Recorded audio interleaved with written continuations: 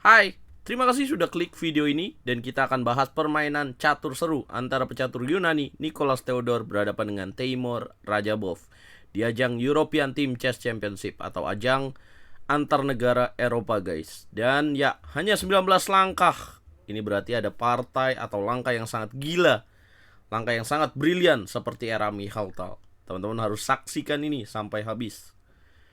Yap, teman-teman, Grandmaster Yunani Nicholas Theodor pegang buah putih. Sebelum itu, teman-teman, like dulu, share, dan subscribe. Memulai dengan langkah E4 dan dijawab oleh Rajabov E5. Putih kemudian kuda F3, hitam kuda F6. Pembukaan Petrov defense dipilih oleh Rajabov. Dan Nicholas kemudian lanjutkan dengan D4.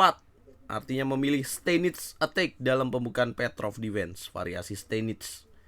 Diambil dari mantan juara dunia Wilhelm Steinitz. Kemudian hitam, kuda pukul pion E4. Putih, pion pukul pion E5. Dan kemudian hitam, gajah C5. Langsung mengincar pion di petak F2. Jelas langkah yang sangat bagus. Nicholas Theodor mainkan langkah gajah ke petak C4.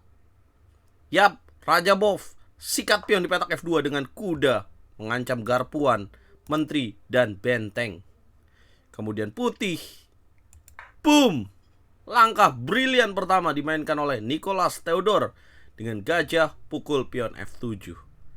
Teimur Rajabov, raja pukul gajah. Kemudian Nicholas, boom, menteri ke petak D5 skak, sekaligus mengancam gajah. Hitam mainkan langkah raja G6. Nicholas, menteri pukul gajah, langkah brilian yang kedua di game ini. Kemudian Teimur Rajabov, kuda pukul benteng.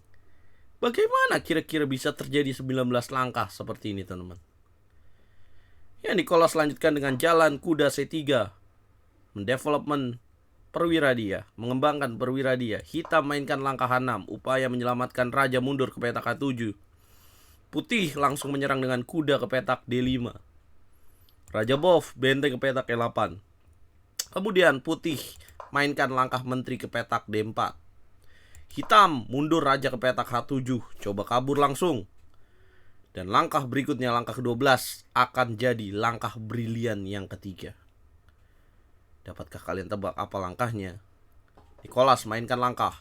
Boom! Gajah pukul pion H6. Kemudian hitam, pion pukul gajah. Kemudian Nicholas Theodor mainkan langkah rokade panjang. Yap, coba hitung perwiranya. Putih memiliki menteri, sepasang kuda, dan benteng, hanya 4. Hitam memiliki menteri dan sepasang benteng. Kemudian gajah dan sepasang kuda. Banyak sekali perwira dari hitam. 3, sepasang benteng 3, gajah 4, dan sepasang kuda 6 berbanding 4 perwira. Bagaimana hitam bisa kalah, teman-teman? Kemudian hitam di langkah berikutnya sayang sekali melakukan langkah blunder dengan benteng ke petak E6. Yang membuat evolution bar penanda bahwa hitam melakukan kesalahan melonjak. Bisakah kalian tebak apa langkah kunci yang harus dimainkan oleh putih di langkah ke-14? Yap, kuda ke petak F6. Boom! Kemudian hitam raja H8 dan putih kuda ke petak H4. Kemudian hitam mainkan langkah D6, upaya keluar dari tekanan. Nicholas Theodor melanjutkan serangan dengan menteri F4, ancaman pukul pion petak H6 skakmat. Rajabov raja ke petak G7. Putih mainkan langkah menteri G4. Hitam mainkan kembali langkah raja mundur ke petak H8 dan putih kuda ke petak G6 skak. Hitam raja G7 dan putih mainkan langkah penutup brilian yang keempat, teman-teman, dengan jalan boom, kuda ke petak F8. Rajabov menyerah di langkah ke-19. Sungguh tragis ya untuk Rajabov karena dia merupakan pemain catur bertitel dunia, teman-teman, dengan error rating 2745. Kita tidak usah tanyakan lagi apa kiprah yang pernah dia buat. Dia merupakan pemain yang pernah juga mengikuti turnamen kandidat dan juga pernah memenangi FIDE World Cup, teman-teman. Tapi dibuat tak berdaya oleh catur asal Yunani Nicholas Theodor. Bagaimana jika hitam tetap lanjutkan permainan dengan pukul kuda di petak F8? Maka UGD akan menjadi tempat raja bagi hitam. Menteri ke petak G8, raja ke petak G7, dan boom, menteri ke petak G7, skakmat. Ya kan bisa ke petak F7 bang. Oke, apabila raja ke petak F7, apa lanjutan dari putih? Maka menteri ke petak G8. Boom, raja ke petak G7. Dan akan jalan kuda ke petak G6. Skakmat indah dengan kuda.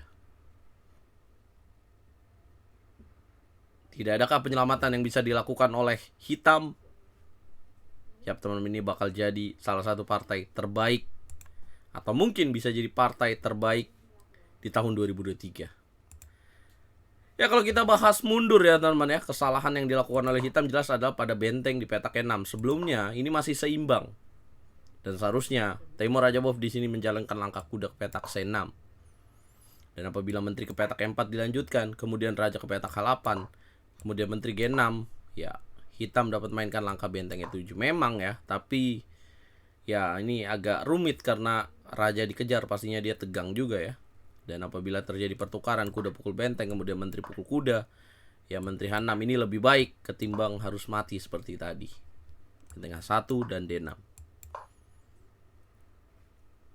Nah, kalau kita balik lagi ke awal ya teman-teman ya, saya coba menjawab rasa penasaran teman-teman. Kenapa tadi pada saat gajah ke petak C4 kuda F2 kemudian pukul F7, kenapa dia tidak menghindar aja dengan raja ke petak F8? Maka putih akan tetap mainkan langkah menteri D5 mengancam gajah. Ya apabila gajah mundur ke petak B6, maka putih akan lanjutkan dengan gajah ke petak G5. Ini ancamannya guys.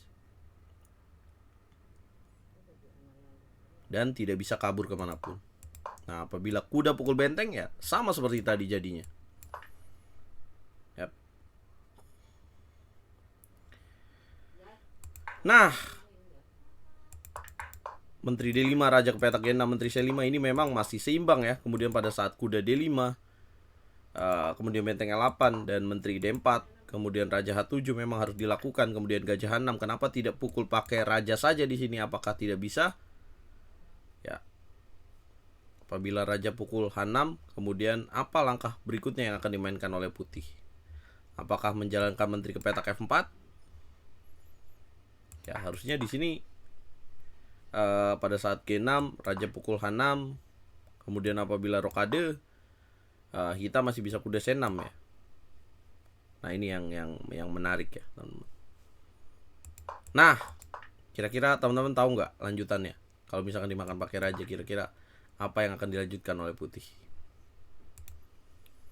Yap, saya prediksi ini bakal jadi kandidat partai terbaik tahun 2023 teman-teman. Ya artinya kita belajar juga dari game ini. Kalau kita tidak benar-benar siap ya dengan kalkulasi, bisa separah ini dan bisa sefatal ini. Dan inilah beauty of chess teman-teman, keindahan dari permainan catur. Bukan menang seberapa banyak perwira, tapi kita belajar tentang king hunting atau memburu raja ya, karena ujung dari permainan catur adalah paling utama sebenarnya adalah mencari raja. Dengan kemenangan ini membantu Yunani menekuk Azerbaijan, karena ini satu-satunya partai yang dimenangi oleh Yunani, dan dari papan 2, 3, dan 4 remis. Jangan lupa bantu video ini berkembang dengan cara like, share, komen, dan subscribe. Coba rate dari angka 1 sampai 10. Berapa nilai yang cocok guys?